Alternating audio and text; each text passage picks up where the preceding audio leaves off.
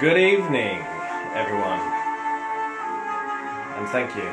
Tonight, we are reading The Smartest Giant in Town by Julia Donaldson and Axel Scheffler.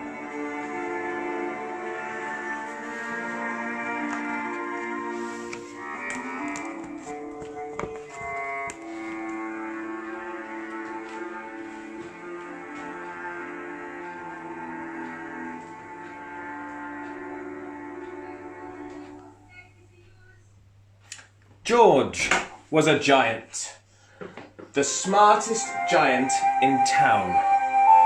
He always wore the same old pair of old brown sandals and the same old patched up gown. "I wish I wasn't the scruffiest giant in town," he said sadly. But one day, George noticed a new shop. It was full of smart clothes.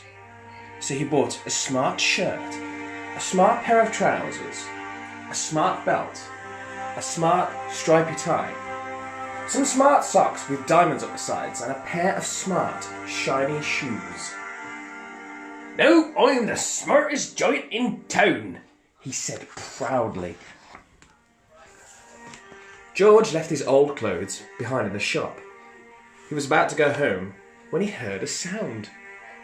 On the pavement stood a giraffe who was sniffing sadly.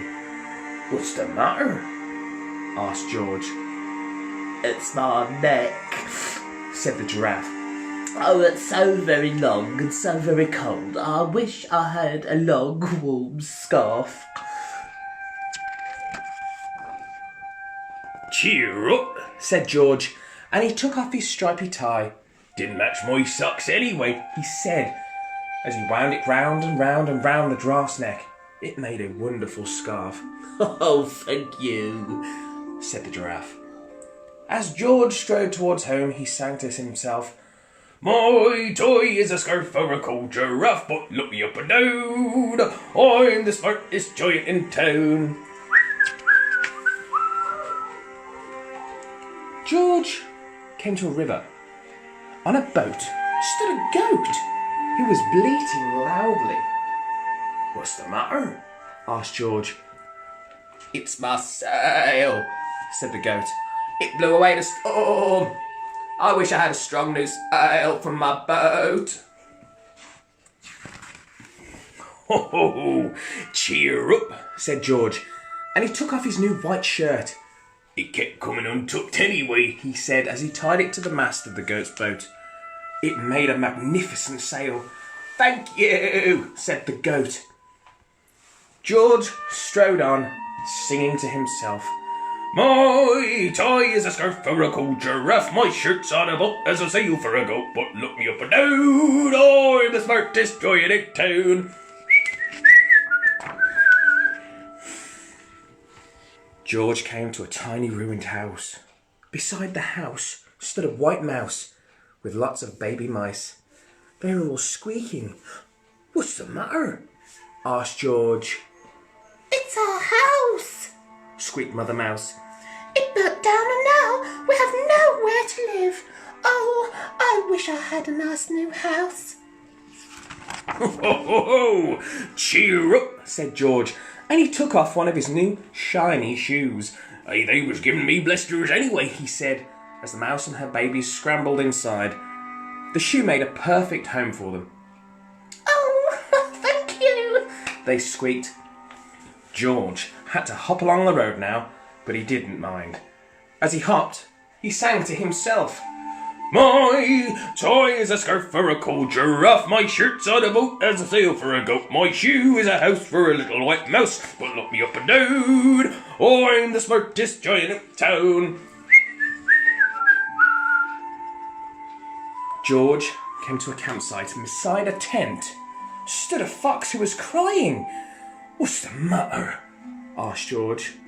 "Oh, it's my sleeping bag," said the fox. "I dropped it in a puddle. Oh, I wish I had a warm, dry sleeping bag." "Oh, cheer up," said George, and he took off one of his socks with diamonds up the sides. It was tickling my toes anyway, he said, as the Snooks snuggled down into it. It made a very fine sleeping bag. Ah, thank you, said the fox.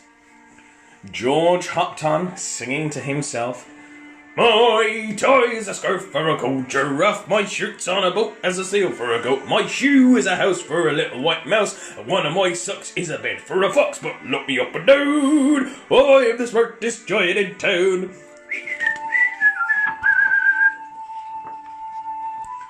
George came to a big, squelchy bog. Beside the bog stood a dog who was howling. What's the matter? Asked George. It's this bog, said the dog. I need to get across, but I can't keep getting stuck in a boat. I wish there was a safe dry path. Oh, well, cheer up, said George, and he took off his new smart belt. It was squashing my tummy anyway, he said. As he laid it down over the bog, it made an excellent path. Thank you very much, said the dog. The wind started to blow, but George didn't mind. He hopped on, singing to himself. My tie is a skirt for a coat, giraffe, my shirt's on a boat as a sail for a goat, my shoe is a house for a little white mouse, one of my socks is a bed for a fox, my belt helps a dog who was crossing a bog, but my trousers are falling down. Oh, I'm the coolest joint in town. Oh. Suddenly George felt sad and shivery and not at all smart. He stood on one foot and thought, we'll have to go back to the shop and get some more new clothes. He decided. He turned around and hopped all the way back to the shop. But when he got there, it was closed. Oh no, cried George, and he sank down to the doorstep and a tear rolled down his nose. He felt as sad as all the animals he had met on his way home. But then, out of the corner of his eye, he saw a bag with something familiar poking out at the top. George took a closer look. My gown! He yelled. Oh, my dear old gown and sandals. George put them on, and they felt wonderfully comfortable. Now I'm the cosiest giant in town, he cried, and he danced all the way back home along the road. Outside the front door, all the animals he had helped were there, carrying an enormous present. Come on, George, they said. Open it! George untied the ribbon, and inside was a beautiful gold paper crown and card. Look inside the card, George, said the animals. George put the crown on his head and opened the card. Inside, it said, your tie is a scarf for a coat, giraffe, your shirt's on a boat is a sail for a goat, your shoe helped the mouse for a little white mouse, one of your socks is a bed for a fox, your belt helped a dog who was crossing a bog. So here is a very fine crown to go with the sandals and gown of the kindest giant in town. The end. Thank you very much for listening tonight.